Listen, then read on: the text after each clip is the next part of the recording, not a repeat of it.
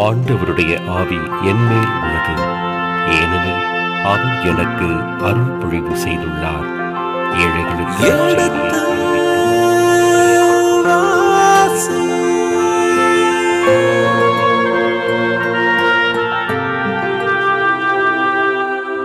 எடுத்து வாசி.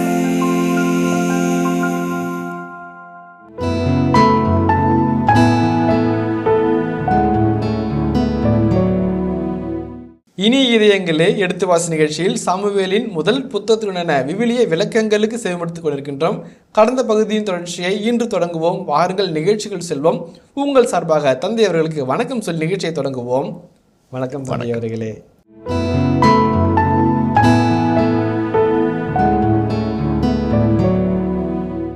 சவுலினுடைய மிகப்பெரிய பாவம் என்பதை பின் பகுதிகளிலே இந்த கவிதையில் நாம் பார்ப்போம். கடவுளுக்கு கீழ்ப்படியாமல் இருப்பது. என்னது? முழுமையாக அர்ப்பணிக்காது இருப்பது. அர்ப்பணம் என்பது என்ன? நீர் சொல்லும் நான் செய்வேன் என்று சொல்லாமல் நான் சொல்வதை நான் செய்வேன் என்கிற மனநிலை. அதுதான் சவுலுடைய மனநிலை. அந்த இடத்துல தான் சொல்றாரு, கீழ்ப்படிதல் பழியை விட மேலானது. கீழ்ப்படிதல் பழியை விட மேலானது. இயேசு கிறிஸ்து கல்வாரியின் முதல் பலியை நிறைவேற்றினார். அது கீழ்ப்படிதலின் பலி. மேல் மாடி அறையிலே சீடர்களும் அன்னை மரியாளும் ஒன்றாய் சேர்ந்திருந்தார்கள். இயேசு சொன்ன வாக்குறுதிக்கு கீழ்ப்படிந்து உன்னதத்தின் வல்லமை வரும் வரை எருசலேமை தங்கியிருங்கள் என்று சொன்ன அந்த கீழ்ப்படிதலின் வல்லமையின் காட்சி தான் மேல் மாடியரின் காட்சி. ஆமேன் என்று சொன்ன ஒற்றை வார்த்தையுடைய கீழ்ப்படிதல் தான் அன்னை மரியாளை நாசரேத்து நங்கையாக இருந்து விண்ணுக்கும் மண்ணுக்கும் ராக்கனையாக உயர்த்தியது. இந்த கீழ்ப்படிதல் என்பது அவ்வளவு உன்னதமான ஒரு காட்சி, உன்னதமான ஒரு புண்ணிய நிலை. அந்த புனித நிலையை தக்க வைப்பது மிக கடினம். புனிதம் அவ்வளவு எளிதாக வராது. புனிதம் எளிதாக வராது. அதான் ரொம்ப ரொம்ப முக்கியம். நீங்கள் 7,70,000 ரூபாய் நக்லஸ் போட்டிருக்கிறீங்கன்னு வச்சுங்களேன். 7,70,000 ரூபாய் நக்லஸ் அவன் பில்லு போட்டக்கில் போடுவான். 7,70,700 போடுவான். சார் அந்த 700 என்ன சார்னு கேட்பீங்க. அதுவா அந்த நக்லஸ் வைக்கிற பொட்டினுடைய விலை சார் அப்படிம்போம். அந்த 700 ரூபா தான் உங்கள் மதிப்பு. அந்த 7,70,000 உள்ளே வைக்கிறதுனால உங்கள் மதிப்பு 7,70,700 மாறுது. நாம் சாதாரண மனிதர்கள். அந்த கீழ்ப்படுதல் என்ற வைர நக்லஸ் என்னுடைய பாதத்தில் வைக்கப்படும் போது அந்த வைர நக்லஸுடைய பெட்டியாக மாறுகிறோம். நம்முடைய மதிப்பு கூடுகிறது. ஆண்டுடைய திருளும் எனது திருளும் என்று வாழ்கிற அழைத்தல் வாழ்வில் நம்ம வைர நக்லஸாக மாறி போகிறோம். அதை எடுத்துருங்க, கீழ்ப்படுதல் எடுத்துருங்க. நம்ம மதிப்பு 700 ரூபா தான். 700 ரூபா தான். எவனும் மதிக்க மாட்டான். நிறைய சமயத்தில் அந்த கீழ்ப்படுதல் என்ற வைர மாலையை நம்ம அணிந்து கொள்ளாமல் நம்ம 7,770,000 நினச்சிட்டு இருப்போம். ஆனால் மதிப்பு 700 தான் என்பதை நாம் புரிந்து கொள்ள தவறுகிறோம். இந்த இடத்தில் மிக அழகான ஒரு செய்தியை ஆசிரியர் விளக்கிச் சொல்ல ஆசைப்படுகிறார். ஒழுக்கவியல், இறையியல் மற்றும் தலைமைத்துவ பண்பினுடைய மேன்மையான குணங்களை சுட்டி காட்டும் ஆசிரியருடைய அற்புத வரியாக, வைர வரியாக இதை நாம் பார்க்கிறோம். கீழ்ப்படிதல் பழியை விட மேலானது. கீழ்ப்படுதல் என்பது உள்ளம் சார்ந்தது, பழி என்பது மதம் சார்ந்தது. அந்த மதத்தையே உள்ளத்துக்குள்ளே அடக்கி வைக்கிற உன்னதமான வரி அது. ஒட்டுமொத்த மதத்தை உள்ளத்துக்குள்ளாக அடக்கி வைக்கிற ஒரு உன்னத செயல் கீழ்ப்படிதல். கடவுளுக்கு பணிந்து நடப்பது என்பது மதத்தின் சாராம்சம் என்பதை ஆசிரியர் அடிக்கோடிட்டு சுட்டி காட்டுகிறார். ஒருவேளை இந்த கருத்தை 2024 யாராவது சொன்னாங்க அப்படின்னாக்க அவன் அறிவாளி, புத்திசாலி, ஆன்மீகவாதின்னு சொல்லலாம். 3000 ஆண்டுகளுக்கு முன்பாக கற்களினால் எழுத்துக்களை செதுக்கி சுற்றிலினால் அதை பொதித்து வைக்கிற ஒரு கற்காலத்திலும் முற்காலத்திலும் இருக்கின்ற மனிதர்கள் சிந்தித்த சிந்தனையை பாருங்கள். மதம் என்பது மனம் சார்ந்தது. அந்த மதத்தின் சாராம்சம் கீழ்ப்படிதலே என்று சொல்கிற உன்னத இலக்கியம் இறைவனுடைய ஆவியால் மட்டுமல்லாமல் வேறு எங்கிருந்து வந்திருக்க முடியாது என்பது சாலச்சிறந்த உண்மையை நாம் மறந்துவிடக்கூடாது. இந்த ஒரு வார்த்தைக்காகவே நாம் நினைக்கலாம் இந்த முழு விவிலியம் ஆவியானவரால் இயக்கப்பட்டு எழுதப்பட்டது என்பதை நாம் உறுதி சொல்வதற்கு உன்னதமான வாக்கியமாக அமைகிறது. தொடர்ந்து பார்ப்போம். நிறைய வார்த்தைகள் சொல்லலாம் கீழ்ப்படிதலை பற்றி. என்னுடைய மானசீக குரு, ஆயிரக்கணக்கான இளம் குருக்களுடைய ஆதர்ச புருஷராக இருப்பவர் பேராசிரியர் லூசியன் லெக்ரான். அவர் ஒரு முறை சொல்லும்போது இப்படியாக குறிப்பிட்டார். இன்றைக்கு கிட்டத்தட்ட 4000 பக்கங்கள் கட்டுரைகள் எழுதியிருக்கிறேன் ஆண்டவரை பற்றி. பல புத்தகங்கள் எழுதியிருக்கிறேன். எழுதப்பட்ட புத்தகங்கள் எல்லாம் பல மொழிகளிலே மொழிபெயர்க்கப்பட்டிருக்கிறது. இதெல்லாம் என் கீழ்ப்படிதனால் வந்த பலன் என்று சொன்னார். நாங்கள் அப்படியே நிமிர்ந்து பார்த்தோம். இவ்வளவு அறிவு ஞானம் கீழ்ப்படிதனாலே எப்படி யாருக்குன்னு சொல்லி பார்த்தோம். அவர் சொன்னார், நான் இந்தியாவிற்கு வேத போதக துறவியாக வருகின்ற பொழுது சமூகவியலை படித்து இந்திய மக்களின் சமூகத்திற்கு சேவை செய்ய வேண்டும் என்று ஆசைப்பட்டேன். என்னுடைய மட அதிபர் என்னை அழைத்தார். என்ன படிக்க விரும்புகிற? ஏதாவது படிச்சுட்டு இந்தியாவுக்கு போய் என்று சொன்னார். என்ன படிக்கட்டும் என்று கேட்ட பொழுது சமூகவியலை படிக்கட்டா என்று நான் சொன்னேன். அவர் சொன்னார், ஆண்டவர் உங்களுக்கு விவிலியத்தை படிக்க ஆசை வழங்கியிருக்கிறார், அறிவும் இருக்கிறது, படியுங்கள் என்று சொல்லி பிப்ளிக்கம் என்கின்ற உலக புகழ்பெற்ற பல்கலைக்கழகத்துக்கு அனுப்பி வைத்தார். அங்கே படித்துவிட்டு இங்கே வந்தார். இன்றைக்கு உலகம் போற்றும் உத்தமராக உன்னதமான ஒரு விவிலிய பொக்கிஷமாக வலம் வருகிறார். 5000 பக்கங்கள் கட்டுரைகள் மட்டும். அவர் எழுதிய கட்டுரைகளை 6 தொகுதிகளாக போட்டிருக்கிறார்கள். ஒவ்வொரு குருவானுடைய அறையிலும் அந்த புத்தகங்கள் அடங்கியிருக்கிறது. அத்தனையும் புதிய ஏற்பாட்டு கட்டுரைகள். விவிலியத்தை விளக்கி சொல்கிற புதிய ஏற்பாட்டின் 4 நூல்களுக்கு 4000 பக்க கட்டுரைகள். இது விளக்குவர்கள் கூட அல்ல, கட்டுரைகள். எத்தனையோ புத்தகங்கள். அவர் எழுதிய ஒரு புத்தகம் மிஷன் இன் த பைபிள், அதே போல் இன்னொரு புத்தகம் வெர்ஜினிட்டி இன் த பைபிள் என்று ஒரு சில புத்தகங்கள் இருக்கிறது. பைபிள் இன் கல்ச்சர், இவர்களெல்லாம் மிகச்சிறந்த ஆண்டின் சில புத்தகம் என்று சொல்லி அமெரிக்காவில் பரிசு வென்றது. இப்படிப்பட்ட ஞானம் எங்கேருந்து வந்தது? அந்த மடாதிபர் சொன்னது கீழ்ப்படித்தது நாள் என்று சொல்லி நீங்களும் கீழ்ப்படிய கற்றுக்கொள்ளுங்கள் என்று எங்களை பார்த்து சொன்னார். நிறைய அகுஸ்தினார் சொல்லும்போது மிக அழகாக சொல்லுவார், பல கடவுளின் அருட்கொடைகள் கீழ்ப்படித்தினால் வருகிறது, கீழ்ப்படியாமையினால் பல சாபங்கள் வருகிறது. எதை தேர்ந்து கொள்ள வேண்டுமோ அதை தேர்ந்து கொள்ளுங்கள் என்று அகுஸ்தீனிய சபை சகோதரிகளுக்கு மேல்வரி சட்டத்தின் வார்த்தைகளில் அவர் குறிப்பிட்டு சொல்லுகிறார். கீழ்ப்படிதல் என்பது ஒரு வல்லமையான சக்தி. கீழ்ப்படியும் போது நம்மை கடவுளால் வணையப்பட அனுமதிக்கிறோம். எரேமியா 18ஆம் அதிகாரத்திலே நாம் பார்ப்போம், கொய்யவன் கையிலே களிமண் இருக்கிறது, அந்த மண்ணு மட்டும் என்னை சட்டியாக போடு, என்னை பானையாக போடு, என்னை விளக்கா போடு என்று அடம் பிடித்தால் குயவனால் எதையும் செய்ய முடியாது. அவன் விருப்பத்திற்கு மண் தன்னை இசைவை விட்டுவிட்டால் அவன் வணைக்கின்ற வணைப்புக்கும் அவனுடைய அழைக்கழிக்கின்ற அந்த அழைக்கழிப்புக்கும் மண் உள்ளானால் அற்புதமான பாத்திரங்களாக அது வடிவெடுக்கும். கீழ்ப்படுது அதை போன்றுதான். நான் என்னை வைத்து சாதிப்பதை விட நீர் என்னை வைத்து சாதிப்பது மேல் நலம் என்று அவனிடம் ஒப்புக் கொடுக்கிற உன்னதமான பண்பு தான் கீழ்ப்படிதல் என்பதை இந்த ஆசிரியர் இந்த இடத்தில் சுட்டி காட்டுகிறார். பல இடங்களில் இதே விவிலியத்தின் பல பக்கங்களில் பலர் புனிதரானது கீழ்ப்படிதல் என்ற உன்னதமான பாக்கியத்தால் தான். இந்த கீழ்ப்படிதலும் தாழ்ச்சியும் இணைபிரியாத ஒரு சகோதரிகளாக வலம் வருகிறார். இதையும் விவிலியத்தின் பல இடங்களில் பார்க்கிறோம். அந்த நற்பண்பை பற்றிய ஒற்றை வார்த்தையின் விளக்கத்தை இன்னும் பல மடங்கு விவரிக்கலாம். நேரம் கருதி நம்ம அடுத்த பகுதிக்கு நம்ம கடந்து போவோம். கீழ்ப்படிதல் பழியை விட சிறந்தது. அடுத்தது, கீழ்ப்படிதல் ஆட்டுக்கிடாக்களின் கொழுப்பை விட மேலானது. ஏன் கீழ்ப்படிதல் ஆட்டினுடைய கொம்பை விட மேலானது, ஆட்டினுடைய தலையை விட மேலானது, ஆட்டினுடைய தொடையை விட மேலானது சொல்ல விட கொழுப்பை விட மேலானதுன்னு சொல்கிறாரு. ஏன் சொல்கிறாரு? ஏன்னா திருப்பாடல் ஒரு வசனம் இருக்குது, லேவியர் ஆகமத்தின் ஒரு வசனம் இருக்குது, கால்நடைகளின் கொழுப்பு இறைவனுக்கு உகந்த எரிபலி வாசனை என்று சொல்கிறது. அவருக்கு உகந்த நறுமணம் அந்த எரிபலியின் வாசனை. அந்த எரிபலி என்பது என்ன என்றால், ஆடு அல்லது மாடு அல்லது செம்மறிகளுடைய ஒட்டு மொத்தத்தையும் அந்த கொழுப்பை வைத்து எரிப்பார்கள்.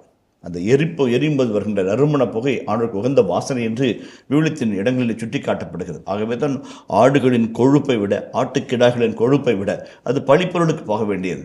பழியிலே ஆண்டோருமாக ஓலா என்று சொல்லப்படுகிற எரிபலியாய் ஆண்டோடும் எழும்பிச் செல்லும், தூவ நறுமணை புகைப்பையோடு எழும்பிச் செல்லும். அந்த வாசனை ஆண்டுக்கு உகந்தது.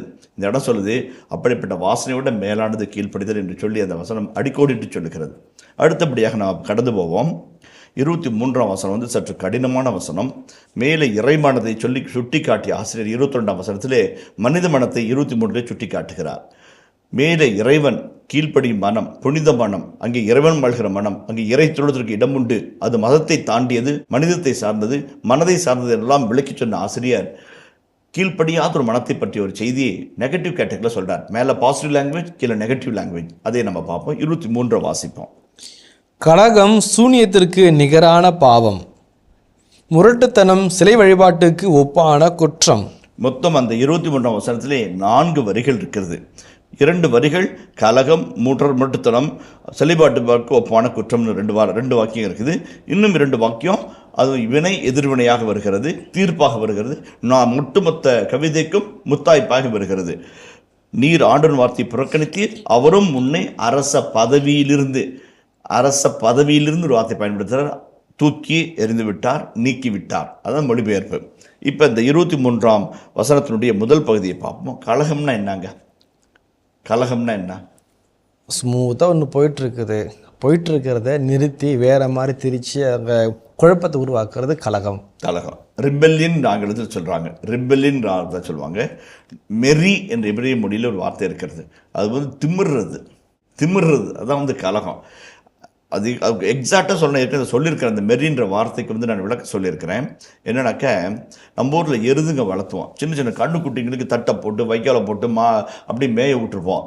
ஒரு பருவத்துக்கு வந்து மாடு நல்லா வளர்ந்துருச்சு, வண்டியில் போட்டலாம், ஏறு ஓடலாம்னு நினைக்கல, மூக்கணாங்கயிறு போடுவோம். மூக்கணாங்கயிறில் கயிறு போட்டு சொருவி அப்படியே வெளியே எடுப்போம். திமிரும் பாருங்க, ஒரு திமிரு. நாம் மட்டும் ஜாக்கிரதே இல்லை, காலை குழம்பு மிதிச்சிச்சுன்னா செத்தோம், அல்லது வந்து முட்டிச்சுன்னா ஒளிஞ்சோம். ரொம்ப ஜாக்கிரதையாக செய்யணும். ஒரு 4-5 பேர் பிடிச்சிக்கிட்டு மாட்டினுடைய கொம்பை பிடிச்சிக்கிட்டு வாயை பிடிச்சிக்கிட்டு போடுவாங்க. திமிரக்கூடாது. அதான் மெரின்ற வார்த்தைக்கு அதுதான். நுகத்தடி வைக்கும்போது மாடு ஒரு திமிரும். முறையாக நுகத்தடியை யோக்கை வந்து கழுத்தில் வச்சோம்னாக்க ஒரு திமிரும் அடங்காது. கழுத்தை சுற்றி ஒரு கயிறு கட்டுவாங்க, ரொம்ப திமிரும். அப்படியே வண்டி கொடசாய்க்கிற மாதிரி அதிர்ற மாதிரி இது அடம் பண்ணும். அதுதாங்க மெரின்ற வார்த்தைக்கான உண்மையான விளக்கம். அடங்க மறுப்பது, திமிரிக்கிட்டு நிற்கிறது, நீ என்ன சொல்கிறது நான் என்ன கேட்கறது என்ற தெனாவட்டோடு பாருது. அதுதான் வந்து மெரி. அந்த வார்த்தையினுடைய உண்மையான எபிரேய விளக்கம் வந்து செமாண்டிக் ரேஞ்சில் அதான் வருது. கலகம் சூனியத்திற்கு நிகரான பாவம். சூனியன்றது என்னங்க? குறி சொல்கிறது, மாந்திரிகம் கேட்கறது, அல்லது எதிர்காலத்தை முன்னிறுக்கும்படி மனிதனிடம் கையை நீட்டி ஜாதகம் பார்ப்பது. அது தடை செய்யப்பட்ட பாவம். ஏன்னா அது முதல் கட்டளைக்கு எதிரான பாவம். முதல் கட்டளைக்கு எதிரான, ஏன்னா உன் கடவுளாய் ஆண்டவரை மறந்து இன்னொரு கடவுள்கிட்ட போய் நீ வந்து அந்த கடவுள் இன்னும் கடவுளோட வல்லவர், நீ இது சொல்லு, என்னோட ஃபியூச்சரை சொல்லு, என்னுடைய எதிர்காலத்தை சொல்லு, அல்லது வந்து எனக்கு என்ன நடக்க போகுது சொல்லு, என் பயத்தை போகிறதுக்கு வழி சொல்லுன்னு சொல்லி சூனியம் கேட்குறேன் பாருங்களேன். அது வந்து சிலை வழிபாட்டுக்கு ஒப்பானது, தடை செய்யப்பட்ட ஒன்று, பாவம், மகா பாவம், இறைவனுக்கு எதிரான பாவம் என்று சொல்லி தோராவினுடைய புத்தகங்கள் அழகை விளக்கி சொல்கிறது. இந்த அடங்க மறுப்பது, கீழ்ப்படிய மறுப்பது சூனியத்திற்கு நிகரான பாவம். ரொம்ப அழகான ஒரு வார்த்தை, ரொம்ப டெரிபிளான வார்த்தை, நம்மளை அப்படி குத்தி கிழிக்கிற வார்த்தை. சூனியத்தை நிகரான பாவம் கலகன்றது என்ன? கீழ்ப்படிய மறுப்பது. கீழ்ப்படியாமை என்ற சொல்லினுடைய மாற்று வார்த்தை தான் கலகம், மெரி. அதில் பாருங்கள், கலகம் சூனியத்திற்கு நிகரான பாவம். இப்போ திருத்தந்தை பிரான்சிஸ் அவர்கள் சொல்லுவாங்க, பல சமயத்தில் அடங்க மறுப்பதும் கீழ்ப்படியாமல் இருப்பதும் எதை குறித்து காட்டுகிறது? எல்லாரும் ஒட்டுமொத்தமாக ஒரு நல்ல முடிவெடுப்பார்கள். அந்த தலைவருடைய முடிவுக்கு சபை முழுவதும் கட்டுப்படும். ஒரு சிலர் கிளர்ந்தெழுவார்கள். ஏசியா 1ஆம் அதிகாரத்தின் 2ஆம் வசனத்திலே, பிள்ளைகளை நான் பேணி வளர்த்தேன், அவர்களோ எனக்கு எதிராக கிளர்ந்தெழுந்தார்கள். மெரி, கலகம் செய்கிறார்கள், எனக்கு எதிராக கலகம் செய்கிறார்கள். தாவீதுக்கு எதிராக அப்சலோம் கலகம் செய்தான் இல்லைங்களா? அதுதான் அந்த வார்த்தை தான். வளர்த்த கடா மார்பில் பாய்வது போல செயல்படுகிற கீழ்ப்படியாமை கலகத்திற்கு சமம், முரட்டுத்தனத்திற்கு சமம் என்று ஆசிரியர் குறிப்பிட்டு சொல்கிறார். ரொம்ப அழகான வார்த்தை, ரொம்ப நிறைய அர்த்தம் இருக்குது. கீழ்ப்படுகை நடந்தோம் அப்படின்னு நிறைய சாதிக்கலாம். கீழ்ப்படிதல் என்பது அருளுக்கான வழி, கீழ்ப்படியாமை என்பது அழிவுக்கான வழி. இதை நம்ம கரெக்டாக புரிஞ்சுக்கணும். கீழ்ப்படிந்தால் வாழ்வு, கீழ்ப்படியாவிட்டால் சாவு.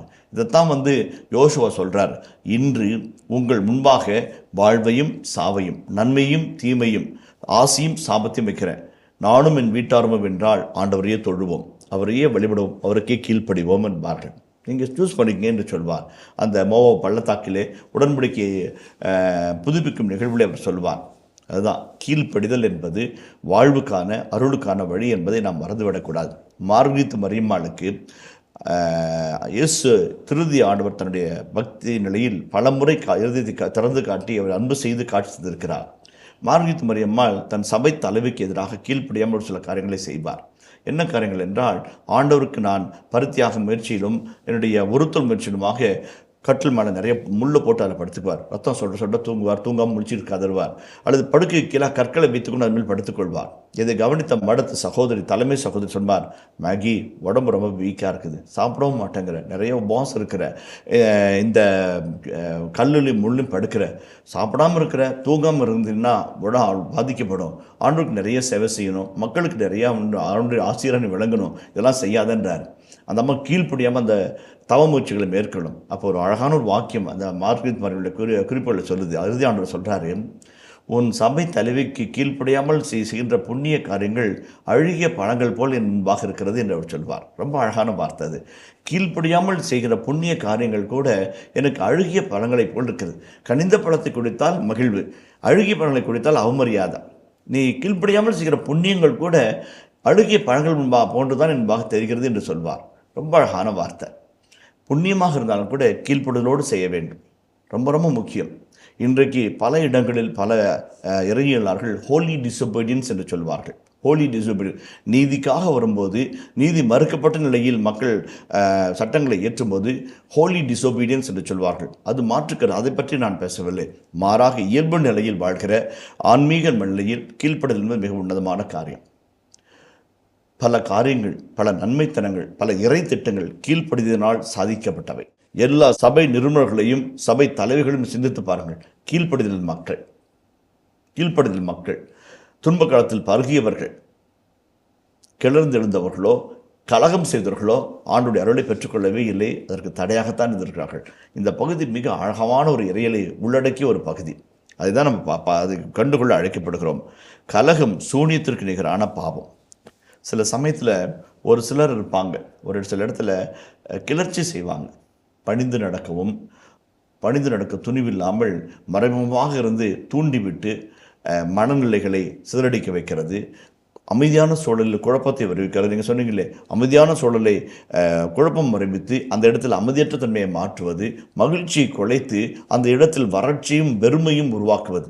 இதெல்லாம் சிலை வழிபாட்டுக்கு ஒப்பான பாவம், ஆண்டவரை விலக்கிவிட்ட பாவங்கள், கீழ்ப்படுதலுக்கு எதிரான பாவங்கள். நம்ம ஒவ்வொரு முறையும் are you unifying factor, are a dividing factor, ரொம்ப ரொம்ப முக்கியமாக இருக்கணும். ஒவ்வொரு அழைத்தல் வாழ்வும் தூது வரும் தேவப்புறா. அது தூது வரும் தேவப்புறா. எந்த தூது? ஒற்றுமையின் தூது, அமைதியின் தூது. நம்முடைய கீழ்ப்படிதனால் ஒட்டுமொத்த சபையும், ஒட்டுமொத்த பங்கையும், ஒட்டுமொத்த குருகுலத்தையும் இணைத்து வைக்கும் சக்தியாக மாறுகிறோம். அது எங்கிருந்து வரும்? கீழ்ப்படிதனால் வரும். ஒப்புரவாக்கினார், அதுக்கு என்னங்க அர்த்தம்? தம்முடைய கீழ்ப்படிதலினால் நம்மை ஒப்புரவாக்கினார். Reconciliation is possible, reparation is possible, relationship is possible by obedience. அதுதான் இந்த பகுதி அழகாக சொல்லுது. பல இறையியல் வல்லுநர்கள், பல ஆன்மீக எழுத்தாளர்கள் சொல்கிற கருத்துக்களினுடைய சிலவற்றை நம்ம இங்கே பார்த்தோம். அடுத்த பகுதி கடந்து போவோம். முரட்டுத்தனம் சிலை வழிபாட்டுக்கு ஒப்பான குற்றம். அது ரொம்ப அருமையான வார்த்தை. முரட்டுத்தனம்னு ஒரு வார்த்தை வருது. முரட்டுத்தனம் என்கிற ஒரு வார்த்தை கடுமையான வார்த்தையாக இருக்கிறது. அந்த வார்த்தையினுடைய அர்த்தத்தை பார்க்கும்போது, அந்த கலகம் செய்வது, முரட்டுத்தனம் என்பது ஏஎஃப் கிட் பேட்ரிக் என்கிற உலக புகழ்பெற்ற விவிலிய எழுத்தாளர் சொல்லுவார், elevating self will into a god என்று சொல்வார். நம்முடைய ஈகோத்தனமான எண்ணத்தை, நம்முடைய சுயநலமிக்க ஒரு விருப்பத்தை இறை திருவுளமாக திணிப்பது தான் அந்த முரட்டுத்தனம், அந்த கலகம் செய்யும் மனப்பக்குவம் என்று வரையறுத்து சொல்வார். இப்போ முரட்டுத்தனத்தை பற்றி சொல்லும்போது அதற்கு பயன்படுத்துகின்ற எபிரேய சொல் மாஸ், MAAS என்கிற அந்த மாஸ் என்ற வார்த்தையை பயன்பட முரட்டுத்தனமான ஒரு மனநிலையை அது சுட்டி காட்டுகிறது.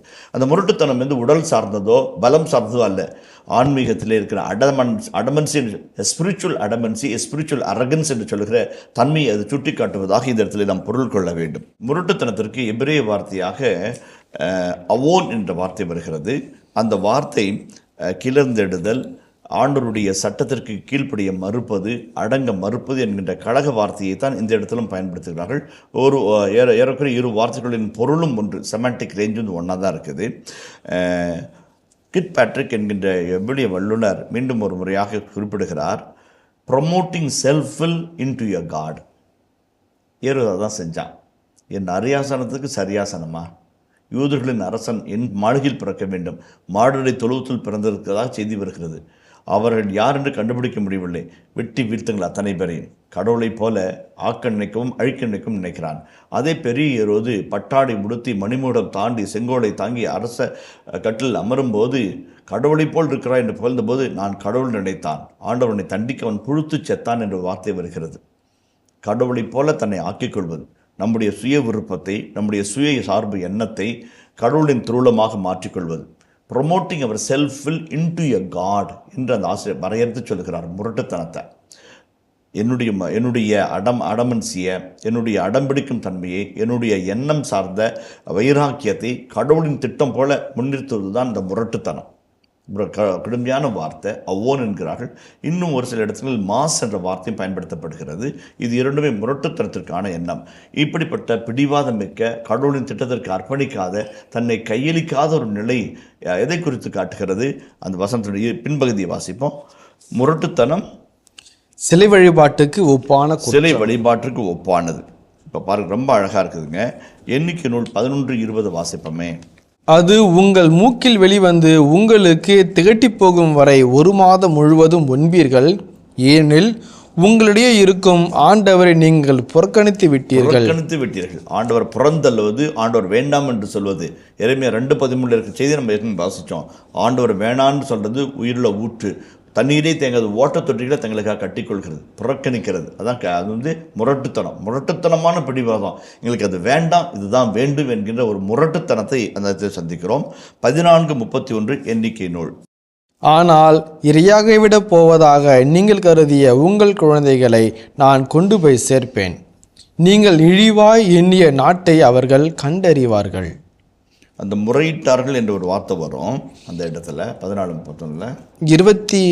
26ஆம் வசனத்திலிருந்து 38ஆம் வசனம் வரை இருக்கின்ற முழு பகுதியுமே முறையிட்ட மக்களை ஆண்டவர் தண்டித்தல் என்று இருக்கிறது. முறையிட்ட மக்களை ஆண்டவருக்கு எதிராக முணுமுணுக்கிறது. முர்முராசியோ குர்குராசியோ என்று லத்தீனில் ஒரு வார்த்தை இருக்கிறது. மர்மரிங் அண்ட் கிரம்பிளிங் என்று அதை முடிவு செய்கிறார்கள். அதுதான் 14:31. அதேபோல் லேவியர் 26:15 வாசிப்போமே. என் நியமங்களை தள்ளிவிட்டு நீங்கள் என் கட்டளைகளை வெறுத்து சட்டங்களை நிறைவேற்றாமல் என் உடன்படிக்கையை முறித்து விட்டால் புரட்டுத்தனமாக நியமங்கள், சட்டங்கள், கட்டளைகளை மறுதலித்து ஆண்டவரை புறந்தள்ளி வேண்டாம் என்று விலக்கி நீங்கள் மற்ற தெய்வங்களுக்கு போனால், அதாவது அந்த பகுதி லேவியர் 26:15. 26:43 வாசிப்போமே. அவர்களின் செயலால் வெறுமையாய் விடப்பட்டு பாழாய் போன நிலம் தனது ஓய்வாண்டுகளை நிறைவாய் அனுபவிக்கும். என் கட்டளைகளை ஏற்காததாலும் நியமங்களை வெறுத்ததாலும் தங்கள் குற்றங்களுக்கு அவர்கள் கழுவாய் தேடுவர். அதுதான் முக்கியம். கட்டளைகளை புறந்தள்ளி நியமங்களை மறுத்து ஆண்டவர் வேண்டாம் என்று சொல்லி ஒரு முரட்டுத்தனமான பிடிவாத்தோடு கீழ்ப்படிய மறுக்கின்ற மண்டலை அந்த பகுதிகளெல்லாம் சுட்டி காட்டுகிறது. இதே சமயத்தில் மற்ற பகுதியில் நம்ம பார்க்குறோம். மற்ற பகுதியில் இந்த வார்த்தையுடைய வருகிறது முரட்டுத்தனம். அது சிலை வழிபாட்டிற்கு ஒப்பாகும். ரொம்ப முக்கியமான வார்த்தைங்க பாருங்கள். சிலை வழிபாடு என்பது இஸ்ராயல் மக்களினுடைய மத்தியில் அருவருக்கத்தக்க ஒன்றாக இருக்கிறது. அதுவும் பாழாக்கும் அருவருப்பு ஆலயத்தில் வந்தபோது என்ற வார்த்தையை பயன்படுத்துகிறாங்க. என்ன அது? ஆலயத்திற்குள்ளாக பன்றி இறைச்சி கொண்டு வராங்க, ஆலயத்திற்குள்ளாக அந்நிய தெய்வங்களின் சிலைகளை கொண்டு வருகிறாங்க. பாழாக்கும் அருவருப்பு என்று சிலைகளை பற்றி அவருடைய ஆசிரியர் குறிப்பிட்டு சொல்லுகிறார். மக்கியவர் புத்தகத்தில், தானியேலின் புத்தகத்தில் அந்த வாக்கியம் வருகிறது. அப்போ அந்த சிலை வழிபாடு என்று அருவருக்கத்தக்க, வெறுத்து ஒதுக்கித்தக்க, ஆண்டவரின் மிக கொடிய சினத்தை மக்கள் மீது கொண்டு வரத்தக்க ஒரு கொடிய பாவம். கீழ்ப்படியாமை சிலை வழிபாட்டுக்கு சமம். முரட்டுத்தனமான, அடங்க மறுக்கிற, திமிருகிற, ஆண்டவரின் கட்டளை கீழ்ப்படிய மறுக்கிற, ஆண்டவரின் கட்டளை எனும் நுகத்துடைய தோல் மீது சுமக்க தயங்குகிற ஒவ்வொரு மனமும் கலகக்கார மனம், ஒவ்வொரு மனமும் முரட்டுத்தனமான மனம். அது சிலை வழிபாட்டுக்கு ஒப்பானது என்று ஆசிரியர் அழகான ஒரு வாழ்வியலை சுட்டி காட்டுகிறார். அங்கே இறையில சொன்னார், இங்கே வாழ்வியல், எ லிவிங் தியாலஜி, கான்டெக்சுவல் தியாலஜி அழகாக சுட்டி காட்டுறார். சிலை வழிபாட்டை பற்றி சொல்லும்போது இன்னொரு சின்ன கருத்தை சொல்ல ஆசைப்படுகிறேன். கும்ரான் துறவிகள் என்று ஒரு குளம் இருந்தது. அவர்கள் எருசலேமில் வாழ்ந்த ஜாடோகைட் மற்றும் ஆரோன் குளத்தில் இருந்த குருத்துவத்தை விட்டு விலகி மலை குகைகளிலே தங்கி சுருள் ஏடுகளிலே விவிலியத்தை பிரதி எடுப்பதும் போருக்கு பயிற்றுவிப்பதும் ஒன்றாய் கூடி ஆண்டவரை தொழுவதும் 3 முக்கியமான பணிகளை மட்டும் செஞ்சாங்க. ஒரு முக்கியமான இடத்துல ஸ்கிரிப்டோரியம் என்பார்கள். ஒரு வாசிப்பார் விவிலியத்தை பிரதி எடுப்பார்கள். போருக்கு தங்களை பயிற்றுவித்துக் கொள்வார்கள். 3வது ஒன்றாய் கூடி குடும்பமாய் ஜெபித்து உணவாடுவார்கள். இதுதான் 3 தான் அவர்கள் செய்கின்ற உன்னதமான பணி. இனிய இதயங்களே, எடுத்து வாசி நிகழ்ச்சியில் சாமுவேலின் முதல் புத்தகத்துடனான விவிலிய இறை வசனங்களுக்கு செவிமடுத்துக் கொண்டிருக்கின்றோம். இதன் தொடர்ச்சியை மீண்டும் அடுத்த பகுதியில் பார்ப்போம். அதுவரை இணைந்திருங்கள். இயேசுவே புகழ், இயேசுவே நன்றி, மரியே வாழ்க. கேட்டும் அவனுடைய வார்த்தைக்கு நீ கீழ்ப்படிய மறுத்தாய். ஆகவே இப்பொழுது ஆண்டவர் உன்னை அரச பதவியிலிருந்து நீக்கிவிட்டார். தட்டுங்கள் திறக்கப்படும் அசமே சொல்றாரு. அது அவரிஸ்து கிடையாது, அது ஒன் டைம் ஆக்ட் கிடையாது, தொடர் வினை என்று அதை முடிவெடுப்பார்கள். நீ தட்டிக்கொண்டே இருப்பாய், நான் திறந்து கொண்டே இருப்பேன். நீ கேட்டுக்கொண்டே இருப்பாய், நான் கொடுத்து கொண்டே இருப்பேன். நீ தேடிக்கொண்டே இருப்பாய், கண்டுபிடித்து கொண்டே இருப்பாய்.